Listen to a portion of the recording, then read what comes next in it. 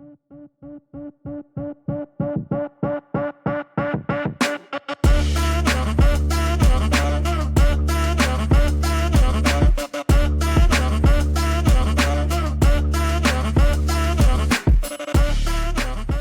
right, welcome back to the Red and Blue Fight Pick Show. This is episode 2.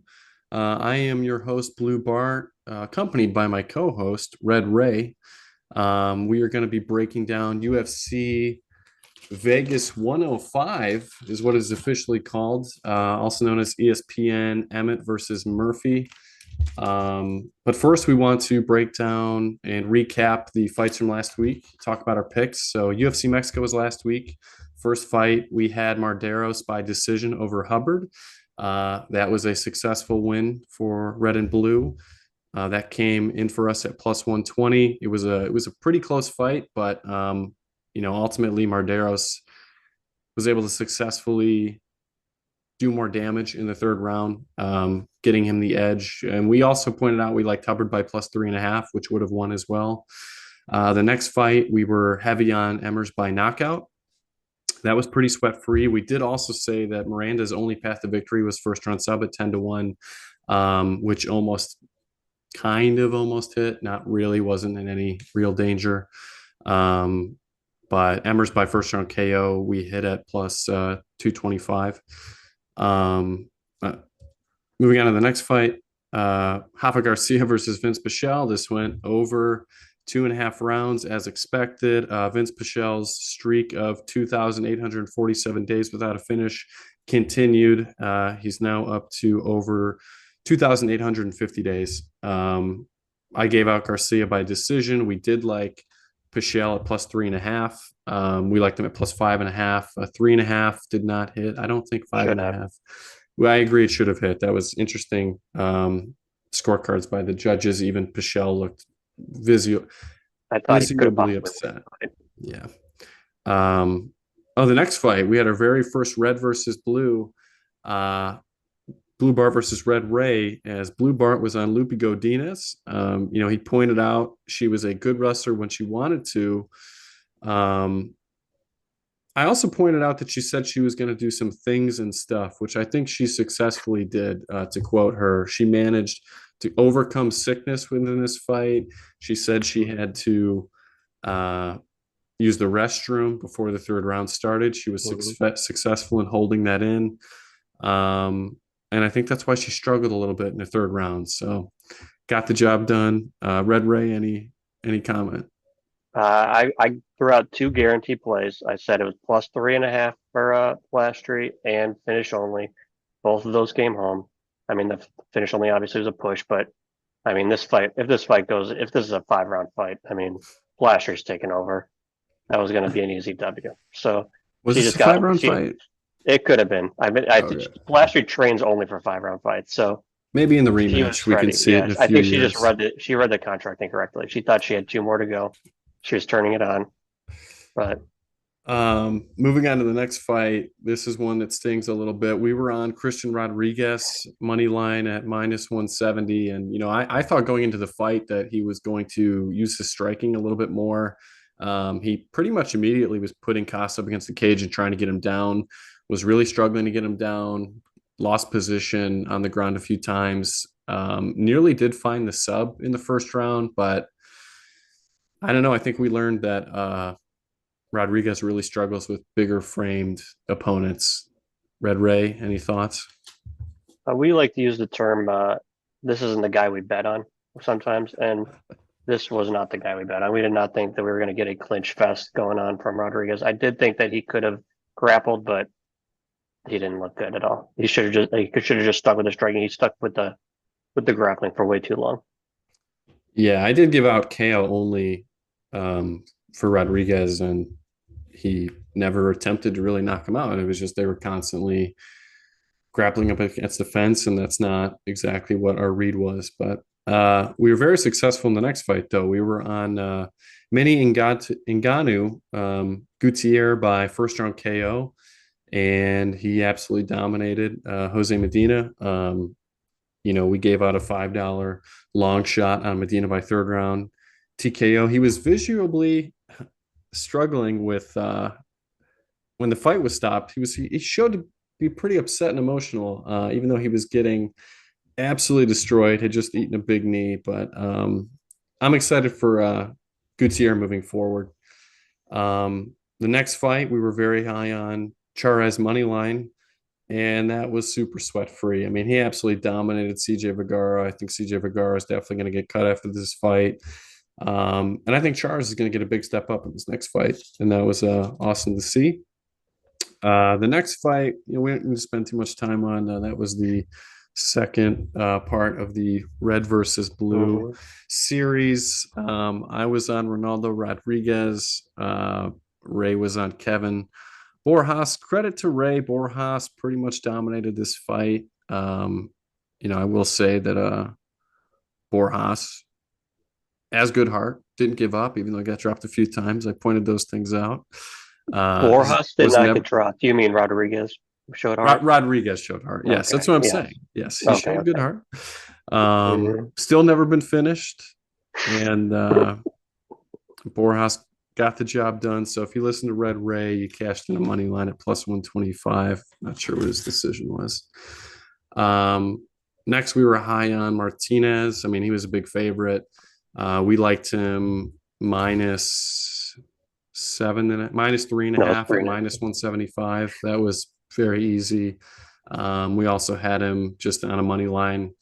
That came through very sweat free. Hostess Jr., we liked by decision.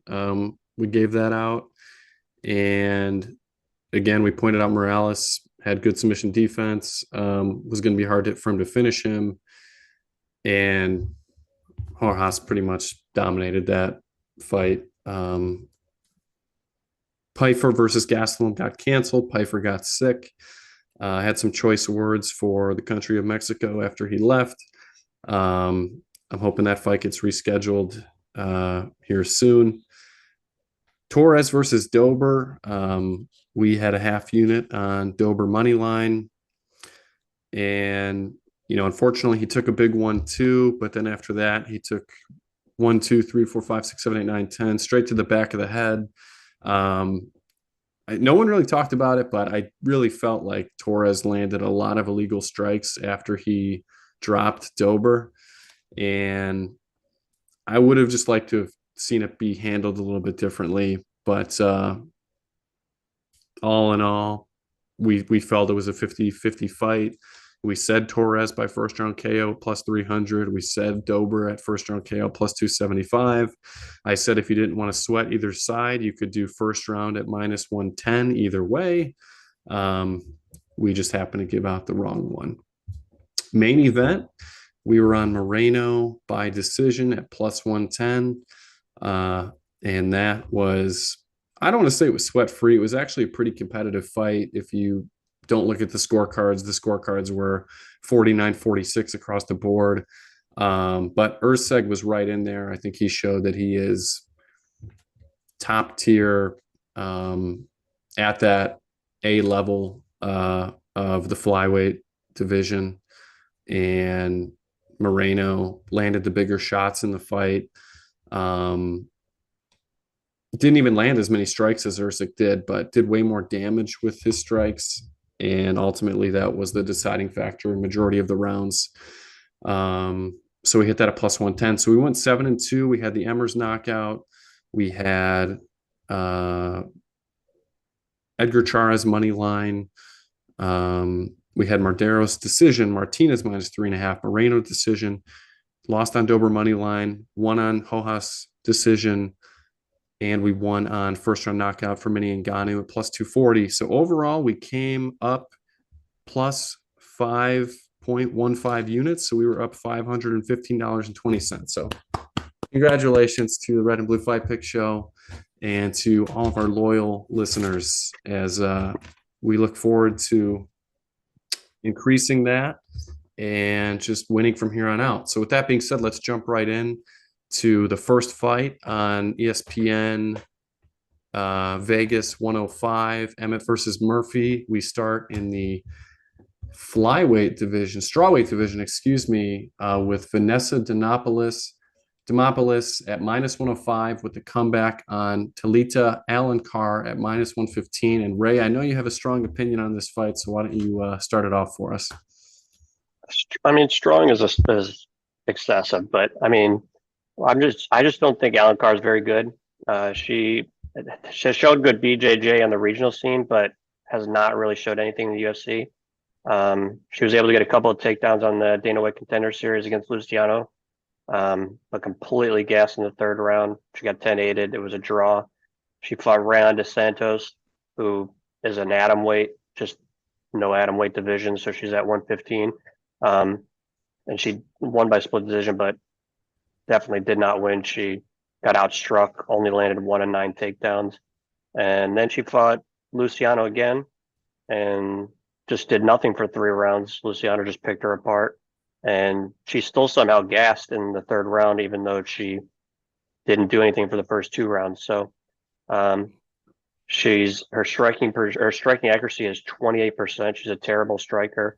She's not a great takedown or not a great wrestler at all. She's facing Vanessa, who's obviously has faced far. She's been in the UFC for a long time now. She's coming off that loss to Amorim by submission. That was her first sub loss of her career. I've heard a lot of people say that Alan Carr is just as good or the similar fighter to Amorim. Amorim is probably 20 times the grappler that Alan Carr is. She's got much better wrestling and she's a much better finisher. And Amorim clearly cheated. She was grabbing Vanessa's wrist to get the submission against Vanessa, or else who knows if she would have even submitted her. Vanessa's a BJJ black belt also, obviously, but she's not like the greatest BJJ black belt in the world. But she knows what she's doing down there. Most of her wins are by decision, and honestly, she's lost most of those fights. But she seems to get the benefit from the judges. But in this fight, she's going to be the much better striker. She doesn't have the greatest takedown defense, so maybe Alan Carr does get her down. But anytime Vanessa's on the bottom, she's very active, and she's usually gets up most of the time. I think the only time she's been taken down more than once in the UFC was maybe 3 fights ago. She got taken down 5 times, which she still won that fight somehow, but even though I don't think she did. But I just think Vanessa's going to probably dominate this in the striking, and Alan Carr is going to slow down. If Alan Carr has to shoot a lot of takedowns, then she's going to gas. She might gas anyways. So I think Vanessa's easily going to steal the third round, and she probably is going to take one of the first 2. I wouldn't even be surprised if Vanessa gets a third round finish here, but I'm going to play Vanessa by decision. I'm on the other side. I do like Talita Alencar slightly more. This is by no means is this a lock. I know she's going to really struggle with the gas tank. Alencar is. I like her first round sub prop at plus 750. I think that's not her only path to victory, but it's her most likely path to victory. We just saw Demopoulos get submitted. I know that was her only first submission loss, but Alencar, the problem child. Not Jake Paul problem child, but I do see a path of getting the takedown. Demopoulos has struggled with takedown defense historically in her career. That's what Alencar is going to be hunting for, the takedown right away. If she can get it to takedown in the first round and find the submission, I think that's her most likely path to victory. The longer this fight goes, though, the more it is going to sway towards Demopoulos. If Vanessa does get out of the first round, if she is plus money for whatever reason, I think that's a good opportunity to live better. If this fight gets out of the first round, I think that it does heavily sway towards Vanessa. Vanessa by decision is plus 125. I like that. But my official pick is going to be Alencar money line. I do like her first round submission prop at plus 750. And that is our first blue versus red of the night. Let's move on to the next fight. We move to the flyweight division, the bantamweight division, excuse me, as Victor Henry at minus 225 with a comeback on Pedro Falco at plus 185. I'm on the Falco side here. His last fight, he hasn't fought in a year. His last fight was on short notice. He looked good in his Dana White Contender Series fight prior to that. He's 32 years old. He's pretty well rounded. He has uh, 16 wins, six of those by KO, five of those by submission. Um, of course, five of those being them by decision.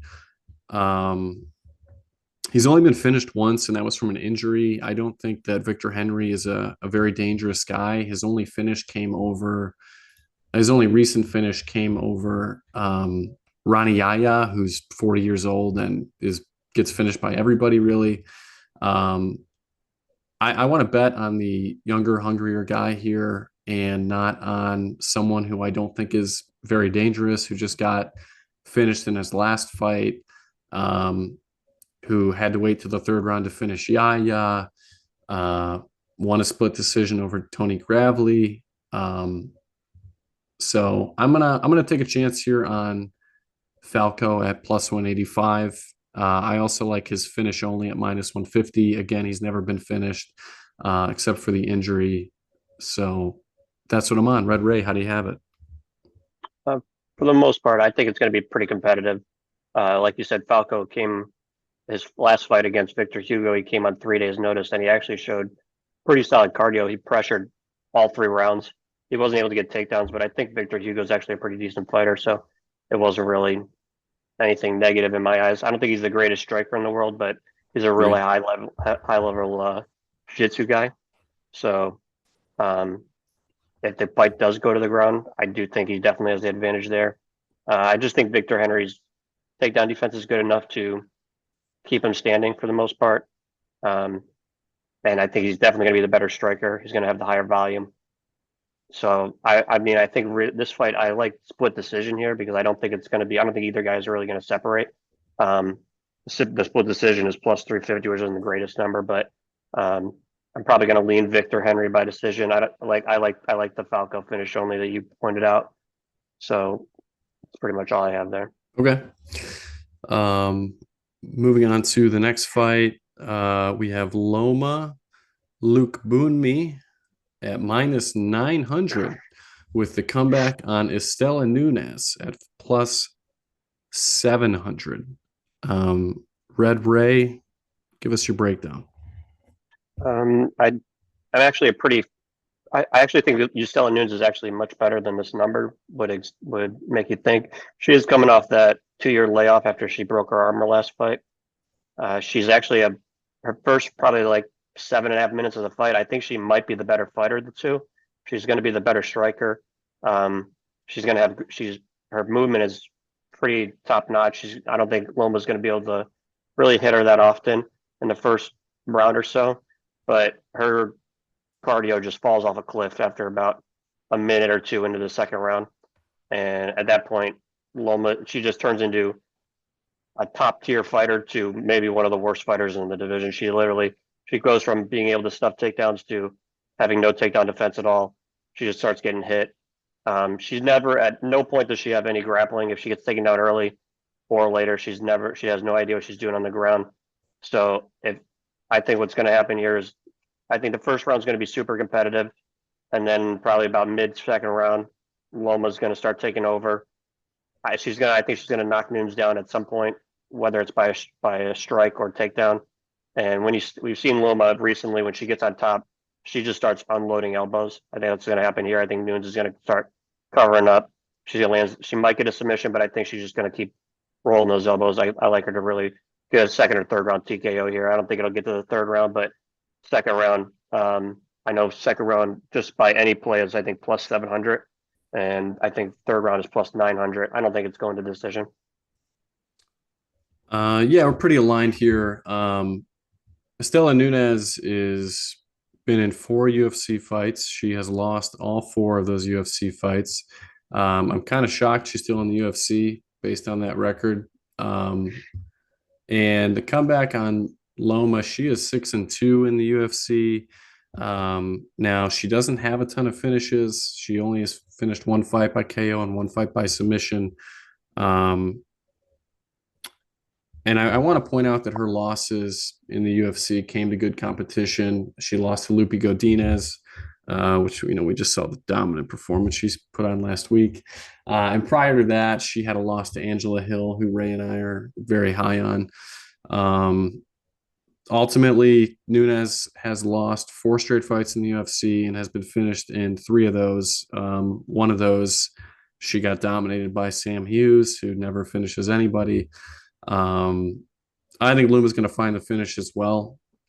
Her KO is plus 650. Her submission is plus 335. Um, this could be a potential pick for blue and red later in the show. So stay tuned. Moving on to the next fight, we go to the welterweight division as Reese McKee comes in at plus 130 with the comeback on Daniel Frunza at minus 155. I'm on the McKee side here now. I was just bashing Estela Nunes for being 0-4 in the UFC, and I have to point out that Reese McKee is also 0-4 in the UFC, but he has faced some pretty stiff competition. He took on Hamzat Chimaev in his very first UFC fight, got absolutely dominated. It was on short notice, and obviously we know how good Hamzat is, but the stats of the fight were not good for Reese McKee. They gave him another opportunity. He fought Alex Morono. This was before Alex Morono turned into a pretty bad fighter. He did get taken down by Alex Morono and controlled and absorbed over 200 strikes in the fight. He then got cut. He then won 3 fights on the regional scene. He came back. He fought another grappler. And again, he did get taken down quite a bit, giving up six out of 10 takedown attempts and controlled. And then his most recent fight was just over a year ago against Chidi Bang Bang and Jaquani. We saw how good Chidi Bang Bang looked in his last fight when he finished Ezekiel Dos Santos. He went to a split decision with Chitty Bang Bang. That was kind of a bad split decision, in my opinion. I thought McKee lost outright. He was trying to get the fight to the ground, though. But Njokuani has good takedown defense. And that's what I like about the matchup against Frunza. Frunza got taken down and controlled in the first round of his Dana White Contender Series fight in the first round. And then once the second round started, his opponent was just more gas than I've ever seen any welterweight become in the UFC.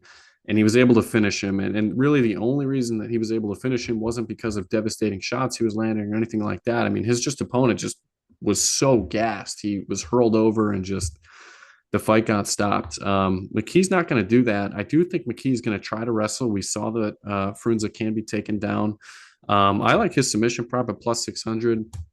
He hasn't had a submission in a while, but I think that he's going to recognize that's a good path to victory for him is to get the takedowns. We saw him attempting to get the takedowns against Njokuani. He can hold his own on the feet as well. I mean, prior to coming back to the UFC, he had 4 TKO finishes. He's no slouch on the feet by any means. This is a must win for him. He's 29 years old. He's in his fighting prime, and I like him to win. I like his money line at plus 130. Red Ray, how do you have it? Yeah, I was pretty confused when I saw the line for this. I watched Franz on DWCS, and like you said, he just he doesn't look very impressive. His striking is okay. Anytime he throws a strike, his hand goes, he loops down it goes out with a strike and then it goes back to his hip, and it's super slow. So he's wide open for shots at all times. It doesn't look like he has a lot of power. He doesn't want anything to do with the ground. Got taken down multiple times by that guy on Dana White Contender Series, and then at one point he did one of the things what I hate the most is when the other guy was letting him up and he just laid there on the ground, and then the guy was like, "Oh, okay," so he went back into his guard and landed like 5 straight haymakers. I'm like, well, he doesn't want to be on the ground. Why wouldn't he get up? So not only that, he's not making great IQ things. So then I watched his last regional scene fight to see if maybe this was just a bad performance from him. And he was facing a guy who was from the sound of it, was a pure grappler. He lost the first round striking. He threw maybe 20 strikes the whole first round. The second round, he got taken down and pretty much controlled the whole second round. Third round, he was getting controlled for the most part. The other guy started gassing, and he turned up the pressure a little bit and happened to land it was a pretty nice step in elbow with 5 seconds left and then hit a couple more ground pounds and KO'd him with 1 second left in the fight. If not, he would have lost that fight. So I've now seen him twice. The announcers were acting like he is like Francis Ngannou in the power thing when they were talking about him, which is pretty wild because I've watched him twice now and I'm not seeing that. Um, I'd be if it was anybody but Reese McKee, this would be like a max unit play, I think, against Frunza, but it's Reese McKee, so you can't really max unit him. But I think Reese is the better striker. He's much cleaner on the feet. He's obviously struggled in the UFC, but that's against much better competition than this. I did like what you said. He lost to Angelusa and was taken down, but he did almost finish Angelusa in the third round. He if that fight would have gone on another minute, he might have finished Lusa, and Lusa's pretty durable. So I think he could easily do that to Frunza. And also, if you look at McKee's regional scene, he finishes almost all of his regional scene fighters, and I think Frunza's a regional scene guy. So it wouldn't be surprised me if McKee rolls here. So I think it might go to decision, but I would just play McKee's money line to be safe. It's plus 130. So that's fair. Yeah, I also wanted to just make a note that Frunza's two losses are to submission. Another reason why I like the McKee by submission. I think he's going to recognize that that's going to be a good path to victory for him. So moving on to the next fight, we have Diana Belbita at plus 650 with a comeback on Dione Barbosa at minus 1150 here in the flyweight division. Red Ray, how do you have it? I mean, this doesn't need to be a complicated breakdown. Belbita's, I think this is her last. This might be her last fight. I know she's she's moving up to 125. She's been talking about how she's pretty much done with fighting and that she's wants to start a gym soon. So she's coming off the submission loss to Molly McCann, who doesn't grapple. So Diana Barbosa is she's a judo black belt.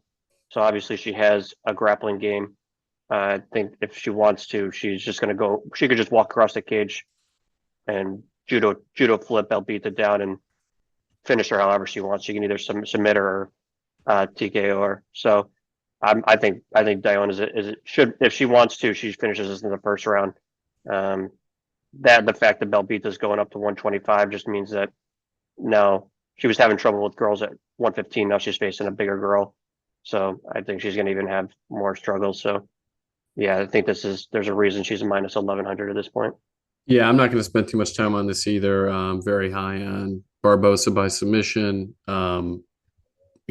Diana, the warrior princess, is 15-9 overall, 2-5 in the UFC.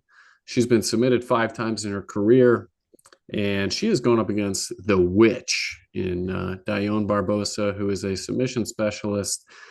She has 3 wins by submission. She's not looking to get out of MMA. She's looked pretty good. She lost her last fight to Miranda Maverick, who I think is very good. She's shown that she can hold herself on the feet. She fought a good kickboxer in her fight previous to Miranda Maverick. I love Barbosa by submission inside the distance. That's the official play by submission. Moving on to the next fight, we have Davy Grant at plus 130 with the comeback on Daniel Santos at minus 155. This is in the bantamweight division. I like Davy Grant in this fight. He is 16-7 overall. He's 7-6 in the UFC. This guy he's like the definition of crafty, gritty, tough as nails English fighter. He's never been KO'd. He's been tagged a few times, but he's never gives up on himself. He's always staying in the fight. He initially started off his career as a real submission specialist and has transformed into a very well-rounded fighter. In his last 5 fights, he had a clean win over Ramon Tavares when he was an underdog to him. He won that fight clearly. He went to a split decision with Daniel Marcos. You could argue he won that fight. Daniel Marcos is an undefeated fighter. You go to the previous fight, he submitted Rafael Assunção, who used to be an absolute killer in the UFC. Finished Louis Smolka. He went to a split decision against Adrian Yanez, who I like a lot.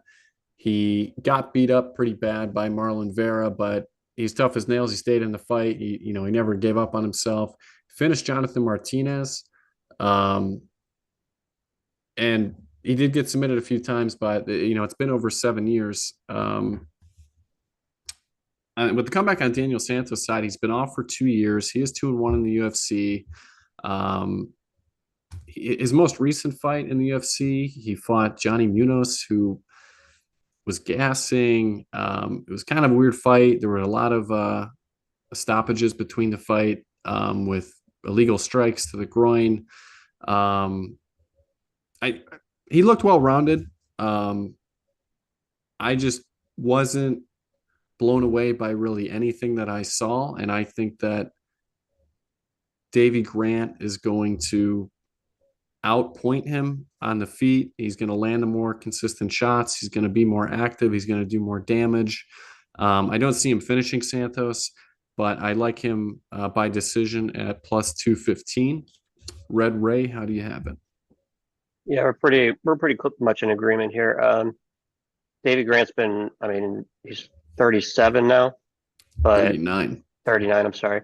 But this is like the best he's looked in his career, his last couple of fights. He should be on a 4-fight winning streak. He definitely beat Daniel Marcos 2 fights ago and somehow lost a split decision in his own country. So that was kind of wild. Um, but last fight he threw, I mean, against Ramon Tavares, who I think is actually a pretty decent striker.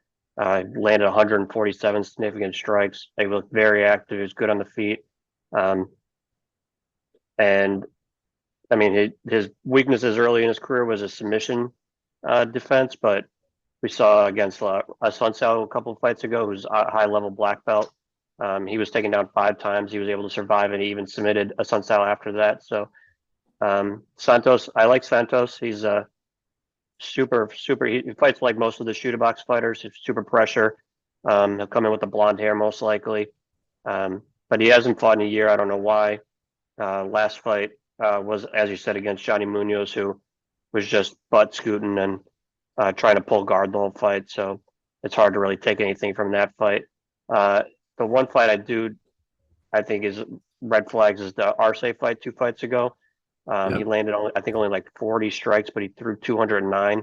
Arce is not some kind of like world level kickboxer or world level striker. So that's really concerning that he just couldn't land anything on the feet. I think he might have similar issues here. If Santos is going to win, I think his path is probably to grapple. But like we said, Grant's submit or grappling has gotten a lot better over the years. So I'm with you. I think Grant probably wins by decision. He might be able to KO him. We saw Santos against who was it, Castaneda. He got rocked 3 times in the first round. I don't know how he survived that. Castaneda ended up death gassing because he almost killed him 3 times in the first round. So ended up finishing him in the second. But so I could see if David Grant, the cleaner striker here, he might be able to land something to finish Santos, but I'm going to lean towards him to go win by decision. We are aligned there. Let's move on to the flyweight division as we have Ode Osborne, the veteran of the UFC, at plus 225 with the comeback on the UFC newcomer Luis Gruel at minus 275. Red Ray, how do you have it? Uh, Grohl looked good on Dana White Contender Series. He fought Piccanini, the guy from Oklahoma State. I think that was the second time on Dana White's Contender Series. Um, he's a high level wrestler from Oklahoma State, and he did take down Gurrell a lot of times, but could not control him. Gurrell just kept getting right back up, and that probably won the fight because I think it gassed Piccanini. It's really slowed him down. I know Gurrell is like Division II wrestler, so he's a quality wrestler himself, and he looked real clean on the feet. We've seen Ode here. He's been in the UFC for a while now. He's 12-8, which is an awful record. He's been finished 5 times at flyweight, which is also awful. His, I mean, his path to victory here, I think, would be a knockout of some sort early. But if you see Gurrell's head, it's humongous. I don't think anyone's knocking that guy out. I mean, it literally looks like he's got like 3 skulls in there. So I think after the first round, Ode is going to slow down. He didn't look like he had any gas tank issues against Piccanini, who shot on, I mean, a bajillion takedowns against him. So I think Gurrell could, if he wants to grapple and win, might be able to. He's going to win the striking after the first round for sure. So I think he can finish Osborne late, or or maybe a decision. But I really think he might be able to get Osborne out of there in the third round. Yeah, we're aligned here. I was really impressed watching the fight back with Gurrell against Piccanini. Piccanini shot 20 takedowns. He landed 10 of them, but like you pointed out, he could never control Gurrell. This is a guy who's not going to quit on himself. To me, he's not a real killer with his striking. He's kind of a T-Rex a little bit. He's got kind of a short reach. Um, but when you just look at the other side of Ode Osborne, like you pointed out, he's 5-6 in the UFC. He's been finished in 5 of those 6. Um, he's very dangerous in the first minute. He nearly knocked out in his last fight Ronaldo Rodriguez, who we just saw last week get dominated. Um, he knocked out a guy who's 4-4 in his career in the UFC, 4-4 career overall. Knocked him out at 1 minute, 1 second. And he knocked out another jobber in Jerome Rivera in the first minute. Other than that, he kind of fades as the fight goes on. He doesn't have great heart. He will tap. I think Gurrell is going to use the wrestling a little bit more here in this fight. I don't I don't think that his plan is going to be to keep the fight standing with someone who is taller and rangier and wants to be striking. I think he's going to try to get him down. He is a D2 wrestler, like you pointed out. I just don't think he used a lot of wrestling in the Dana White Contender Series fight because he was the inferior wrestler to Piccanini. But I think going forward, when he's fighting someone like Osborne, that's going to be a good path to victory for him, is to take him down, wear him out. I like him by decision. I don't like to finish as much just because Gurrell in his previous 5 fights, he only has one finish, and the finish came in the 4th round of a regional title fight. Other than that, he had a split decision and 3 unanimous decision victories. So I like Gurrell by decision at plus 160. Moving on to the next fight, this is one I'm excited about. We have Torres Finney, who is 10-0. He is minus 290. He is the Dana White Contender Series superstar with the comeback against Robert Valentine at plus 235. Finney is quite the specimen. He is, he fights at 185. He is an absolute juggernaut. He's taken down. I mean, his last fight on Dana White Contender Series, I mean, he fought a guy who got taken down very easily, and then he just pounded on him and beat him up. Prior to that, he was able to take down his opponent 10 times, controlled him for 12 minutes nearly.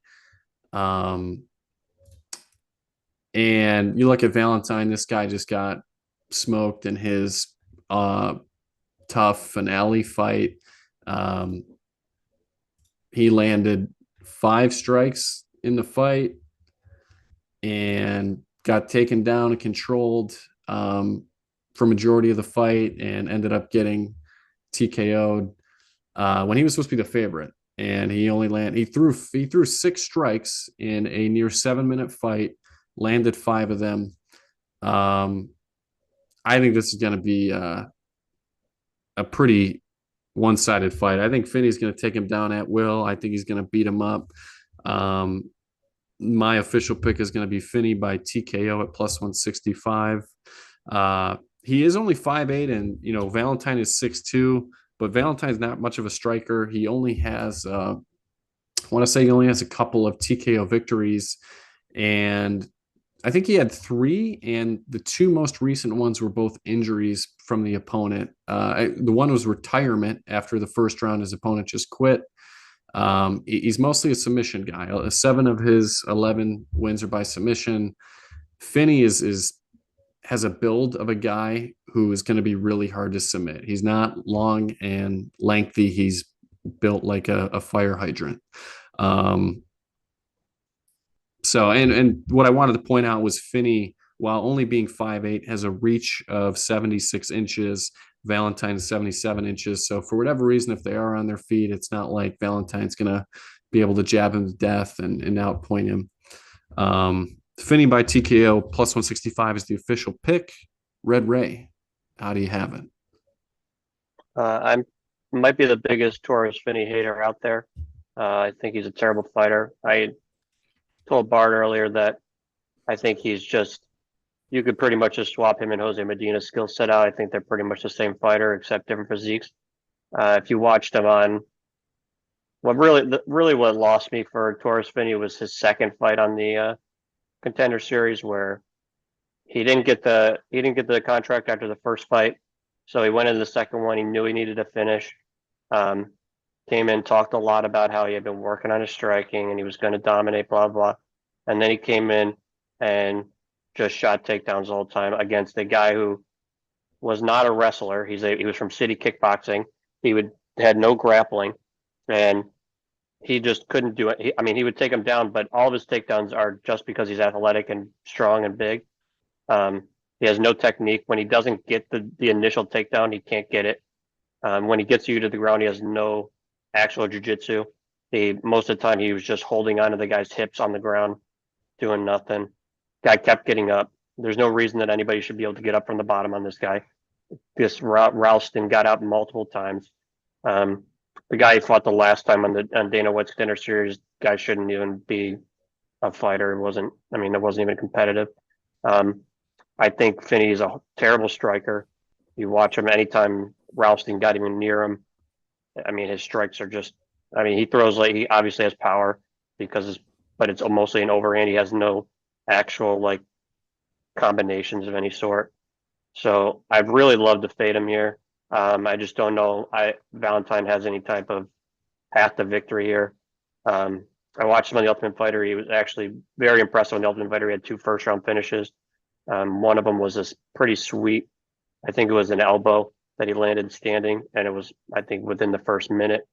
And then I think he submitted Conor McGregor's training partner in his second fight. Patty McCory.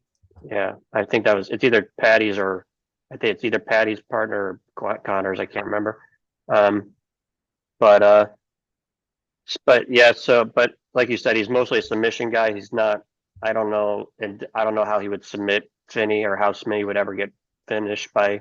I can't see anybody like arm barring him or choking him. He doesn't have a neck, so um, he has been rocked. I know Yuri Pamfarov on the Contender Series really rocked him in the first round. Maybe Valentine can hit a knee or a elbow or something when Finney's coming in for a takedown, but I'm going to assume that he's not going to get that done. Finney's Valentine doesn't have the best gas tank. So I'm going to assume that Finney can probably take him down as many times as he wants.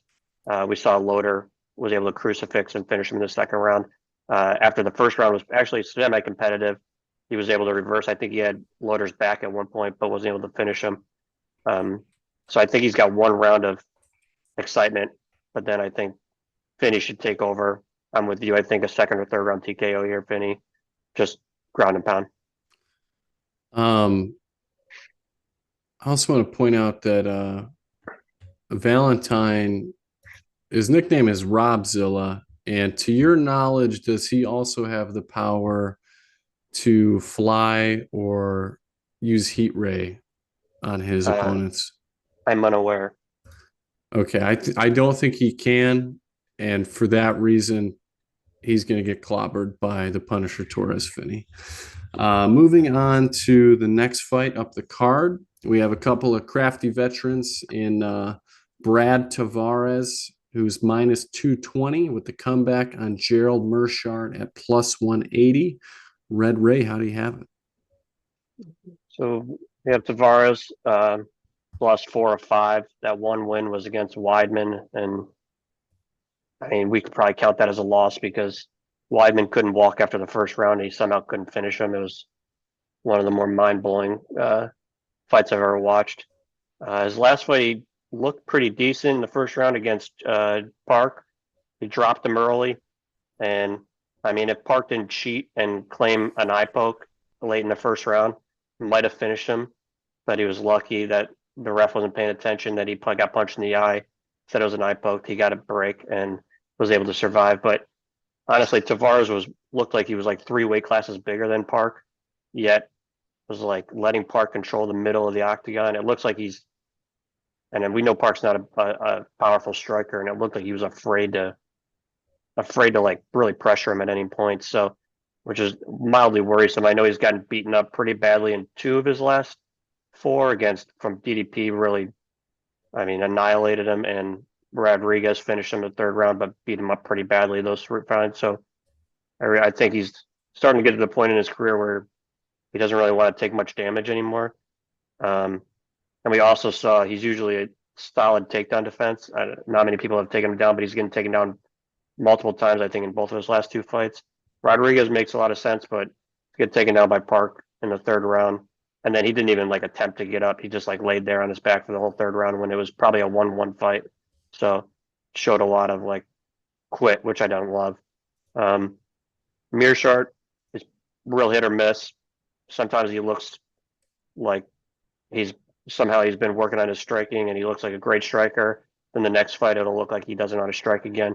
Last fight seemed like a pretty good fight for him against De Ritter, again, another guy that's not a great striker and a grappler.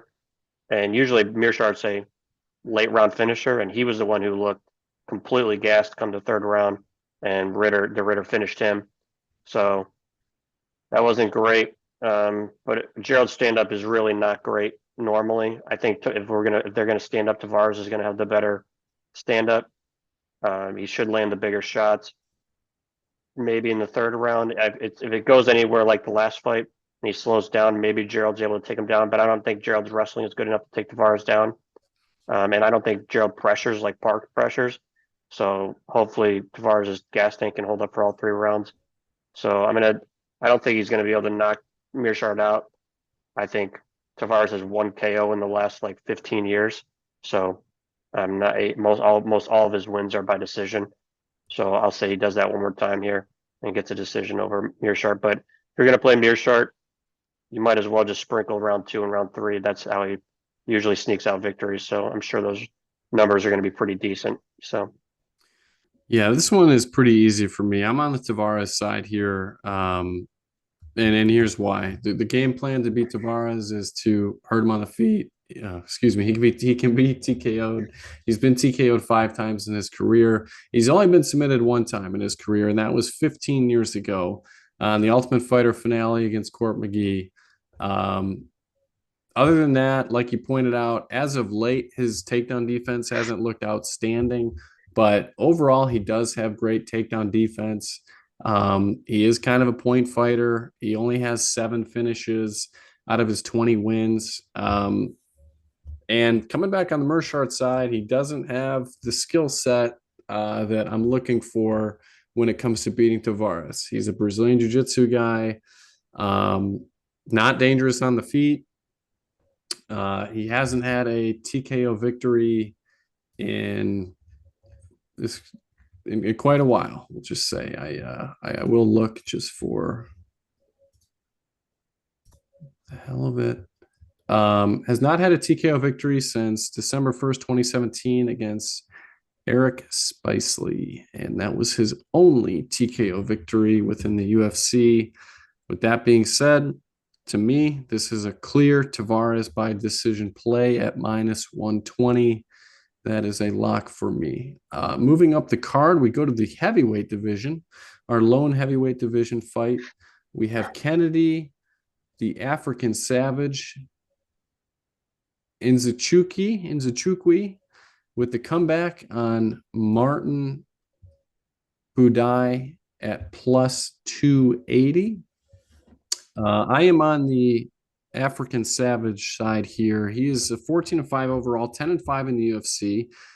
We've seen this guy kind of grow up within the UFC. He's gotten better and better each fight. More recently, he knocked out Lucas Brzezinski, who Budai went to a split decision with. You look at his track record African Savage, that is, and he's got wins over guys like Carlos Alberg early in his career. He's fought names like Paul Craig, Ion Kutalaba, Dustin Jacoby. Now he did get tagged by Justin Jacoby, but he's a world class kickboxer. I think Budai is going to be too slow here. I think that if I were Budai, my game plan would be to try to take down Kennedy and look for a submission because I think that he's going to get beat up if he stays on the feet. You look at Budai's fight history in the UFC, he has not fought anyone very good. He beat up a jobber on Contender Series. He went to decision against Chris Barnett, who we saw Kennedy finish, even though there was an injury there. I'm quite confident he was going to finish him either way. Went to a split decision against Brzezinski. He went to a decision against Jake Collier, who's not great. He did beat Josh Parisian by first round submission. Josh Parisian historically is one of the, in my opinion, worst fighters of all time in the UFC.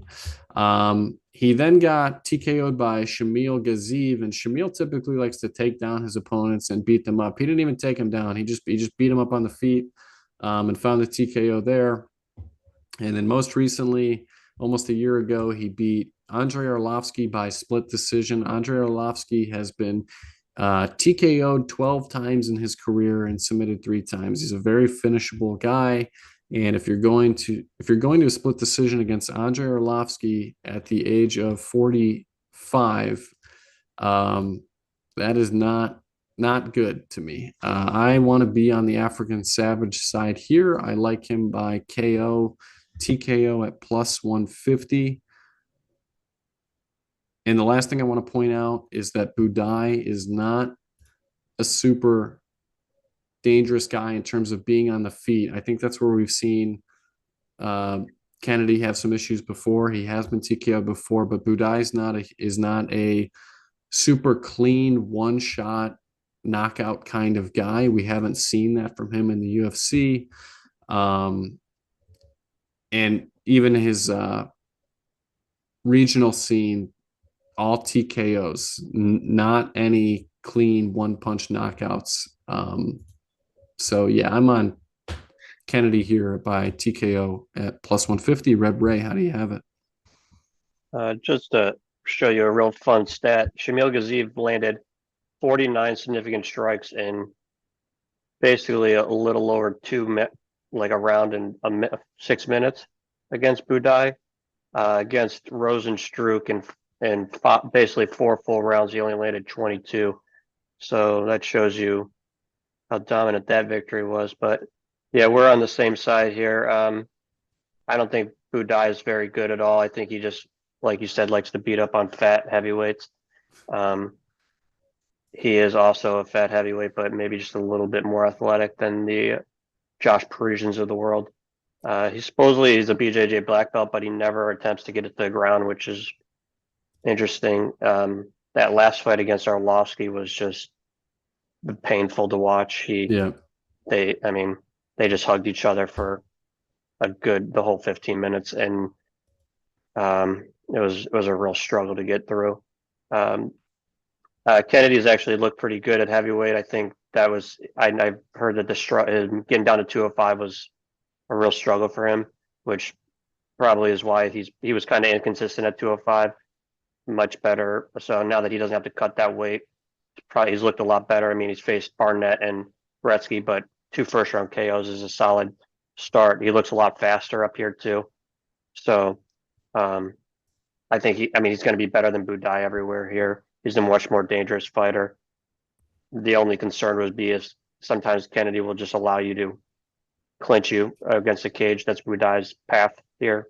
There's no way Budai's going to strike with him, and I don't think Budai's going to even try to take him down. So he's just going to want to slow this down and clinch him out the cage. As long as Kennedy doesn't let that happen, then he probably gets a finish here. Probably a KO at 2nd or 3rd round, but money line is fine with me. A good call out that Kennedy spent most of his career at light heavyweight until coming up to heavyweight. I mean, this guy's huge. He's 6'5", 83-inch reach. Yeah, he'll be the bigger guy here. And Budai actually is the other way around. He used to be over 400 pounds and was a professional video game player. Hmm. Um, so the optics of this fight, you have the African Savage who looks like a African Savage, and Budai. He's got a kind of a sloppy build. He kind of gets sloppier just the longer the fight goes on. So Kennedy by TKO, we're aligned here. Moving up the card, we have our last fight within the bantamweight division. We have Cortavius Ramohis, who is 9-3. He is plus 115 with a comeback on Chang Ho Lee at minus 135. Red Ray, how do you have it? Chang Lee likes to call himself the Korean Khabib. That's his nickname. I'm Chinese. not. No, he's Korean. Okay, sorry. You're right. Okay. Unbelievable, disrespectful. Um, but I'm not sure he's ever watched Khabib fight because he doesn't fight really anything like Khabib. I've watched his last two fights. He's been out grappled in both of them. I don't remember Khabib ever being out grappled. At one point, I saw uh, Lee get picked up and dropped on his face. So I can't imagine that has ever happened to Khabib. So um, if you watch Lee, he has no interest in striking. He'll throw maybe top end five strikes, and then he'll literally just duck his head and dive into the guy just to start a clinch. On the road to UFC, he faced a guy that was a much better grappler than him. He was controlled and dominated the whole first two rounds. Um, but thankfully, luckily for him, that the guy gassed in the third round, and he was able to take him down and ended up TKOing him. Last fight against Zhao Long, pretty similar first round. He was not the better grappler. He kept trying to clinch. He was losing the clinch battles. He was getting taken down. Um, Second round, he did start landing some nice knees in the clinch. Still probably lost that round, but two of the judges thought he won it. And then the third round, he had the better gas tank and was able to take over there. That is his best pass. He fights more like Marab, honestly, than Khabib. He's high. He's got a good gas tank, and he's just nonstop pressuring you. Romeus, on the other hand, we've seen him now three times. He's fought twice in the Dana White Contender Series. He got KO'd by Tavares very early in the first one. Came back, fought, I think, Michael Imperato the second time around, who was basically just a pure grappler. It was pretty competitive fight, but he won by decision. Last fight, he was a pretty decent favorite against Bolaños, who isn't really known for his grappling at all and is mostly just a striker. Bolaños was the better striker, and Ramius wasn't really able to dominate the grappling like I think most people thought. There's a couple of times where he did take the back, but Bolaños was able to be safe in most of them, and then he was able to do the better damage on the feet. I have seen Ramius now in both of his fights have gone to decision. He does slow down in the third round, so that does concern me here because that's how Lee likes to win is by pressuring. But I think Ramius is obviously going to be the better striker. I just don't know how much this is going to be on the feet. Lee's just going to charge at him all the time, and Ramius would rather grapple anyway, so he's probably going to be okay with grappling. And I think Ramius is the first round for sure. I think he's going to be the better grappler. I think he's the better, more dangerous grappler. I think second round he should be able to win the grappling also. The third round concerns me just because I think he's going to slow down. And I think Lee's going to start turning it on. So, if worst case scenario, I think Lee could possibly win the third round. I don't think he's going to get a finish. I think Ramius is tough enough to he's going to be able to tough it out even if he loses the third round. But I can't pick Lee as a favorite here, so I'm going to pick Ramius, and maybe then I think the Ramius point or 3.5 play is a pretty solid play as long as he doesn't get finished. He's definitely going to win the first round or two.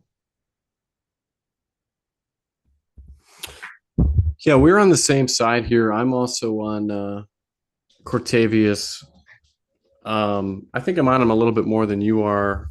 I watching back Chang Ho Lee, he was getting a lot of the scrambles up against the cage when he was trying to get the opponent down. He was losing a lot of the transitions as they were going to the ground. I think Cortavius is going to be the much stronger physical man.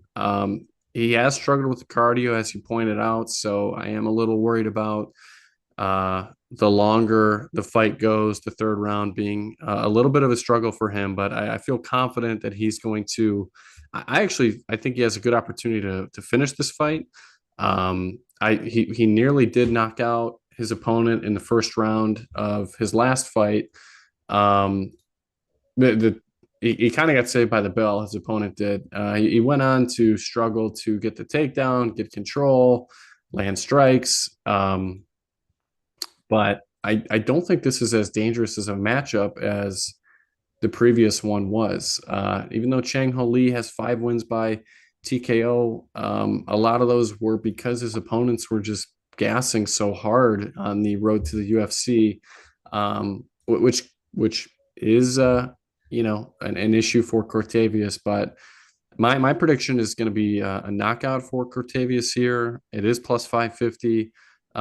If you want to play it safer, I do like his money line at plus 115. And that is my official play. So moving up the card to the co-main event, we have Pat Sabatini at plus 200 with a comeback on Joe Anderson Brito at minus 245. This one's pretty easy for me as well to make a prediction. I think that Brito, he's a very well-rounded guy. He has 8 wins by TKO. He has 7 wins by submission.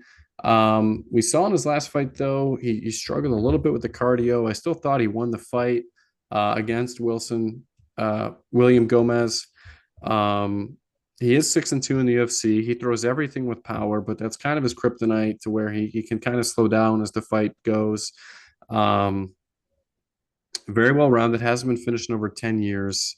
I think he is significantly superior on the feet than Pat Sabatini. I think that if this fight is staying standing, that's good news for Brito. With that being said, if Brito doesn't land a big shot early on Sabatini and get him hurt, I think that it could be a long night for him. I do think the line is a little bit wide here. Sabatini has talked about how he's been working with a sports psychologist. He looked great in his last fight. We know his game plan. It's going to be to try to take his opponent down, find the submission, control him, wear him out. These guys are about the same size. They're both 5'8". They're both 6-2 in the UFC. I mean, this is a good matchup. This is a nice co-main event.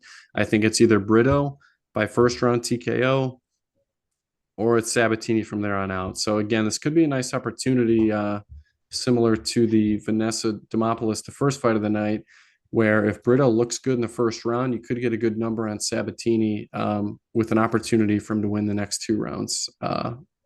Red Ray, how do you have it? We're pretty aligned here. I've been a big Brito fan for a while, but he's just been real frustrating to watch recently. Last 3 fights, he's fought Pierce, Shore, and Gomez, all guys that he was lighting up on the feet.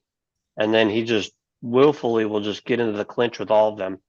And I don't know if he thinks that he can just toss people around. But when he faces higher level grapplers like those 3, he can't. And then he just gets stuck in the clinch, and then he has no urgency to get out of the clinch. And then it's something like Pierce was controlling him on the ground. Against Shore, he like cut open his leg. That was the only reason it was a TKO. He didn't. I mean, Shore's not even a 145er, is a 135er, and he was not even like dominating the grappling in that. So those are all concerning things when it comes to Brito. He's especially when he's facing Sabatini here. Sabatini might be one of the best grapplers at 145. Obviously not the best striker on the planet. He was one punch KO'd by Damon Jackson, which might be the only person that's ever happened to. He also got blitzed by Diego Lopez. Same thing happened there. So I'm with you on the fact that Brito he's got to land. I think if he doesn't land anything literally in the first like 2 minutes and knock out Sabatini, this might be a I said I would just bet Sabatini live there because Sabatini is going to get a hold of him at some point. He's going to take him down. He's going to control him on the ground. I don't know if he gets a submission. I mean, I've seen Burrito with Diego Lopez on the Dana White Contender Series. He was on the ground with him for a significant portion of that fight and never even really got close to being submitted. Like you said, he hasn't been finished in a long time. So I don't know if Sabatini's going to get the finish, but I think Sabatini's control is just very good at 145.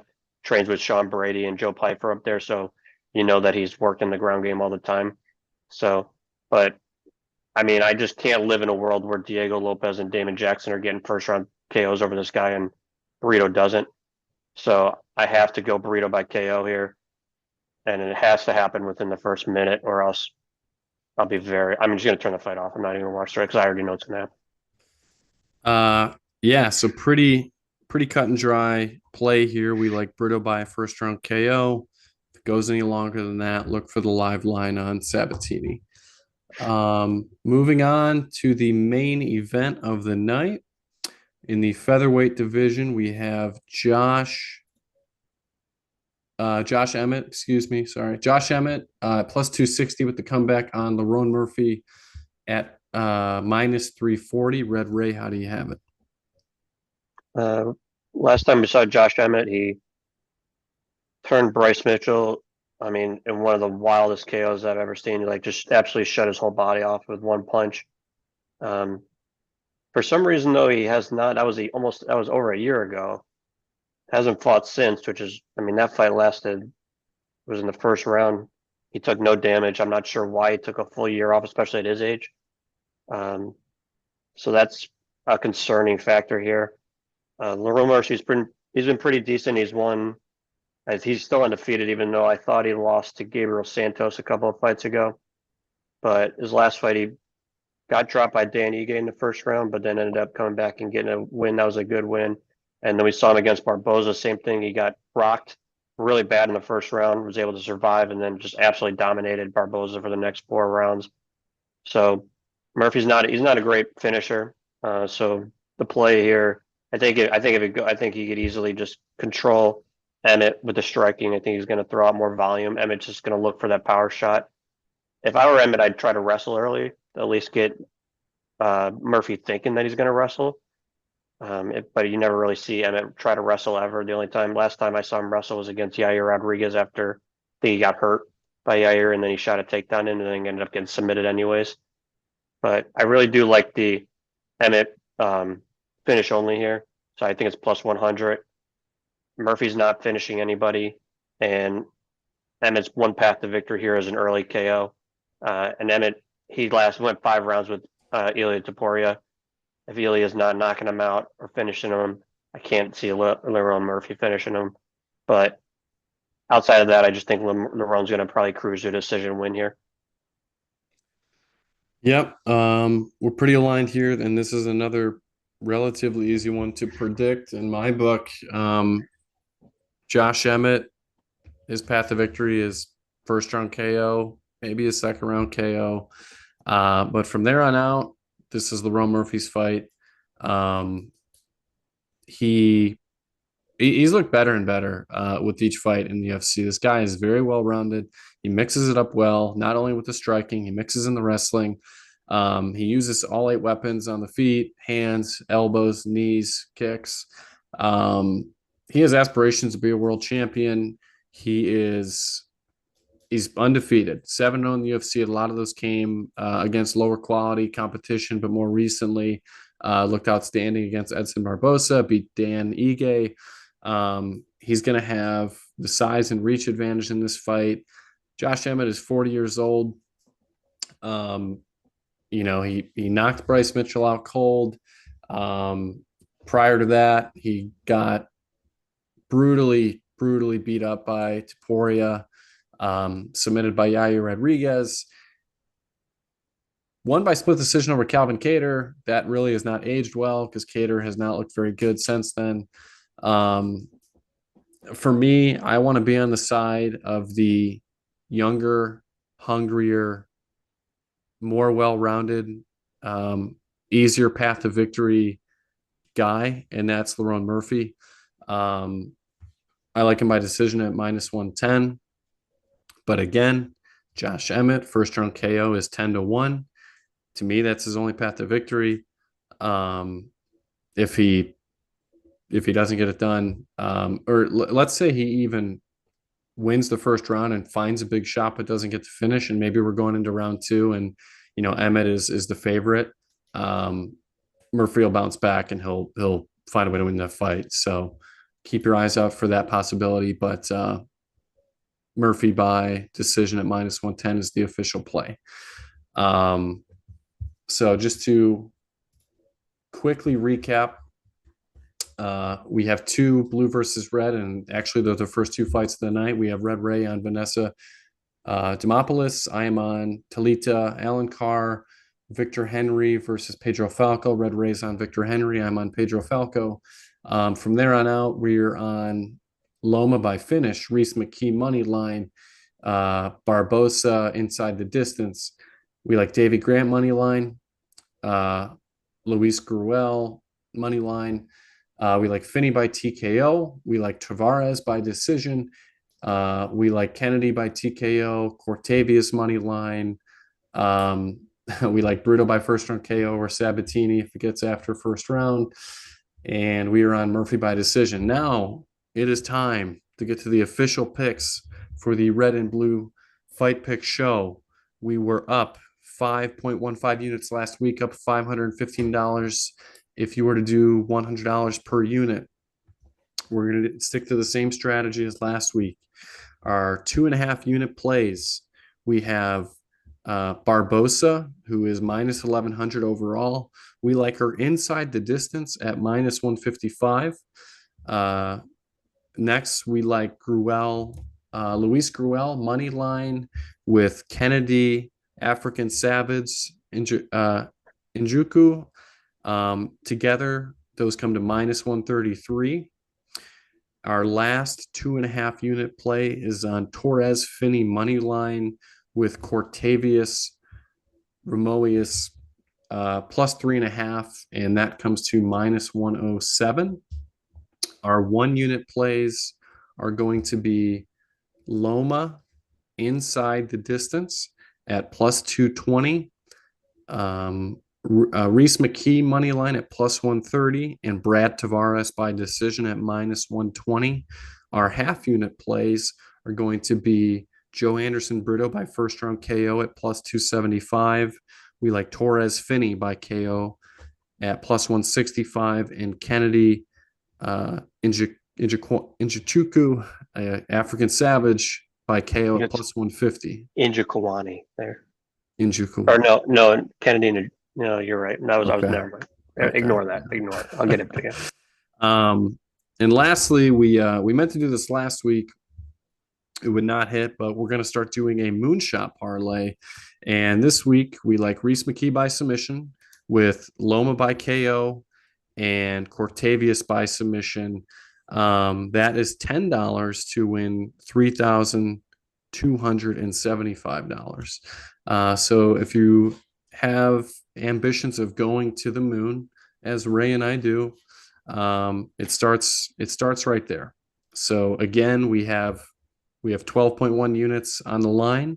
We're not really going to count the moonshot parlay. It's just kind of a fun thing we're gonna track. So we'll say we have 12 units on the line, just same as last week, and we'll see what happens. So thanks for listening, and look forward to recapping with you guys next week, and then we can look forward to UFC 314 with the featherweight title on the line. Alexander Volkanovski against Diego Lopez. Look forward to breaking that down with Red Ray next week. And good luck, everyone, and we'll see you then.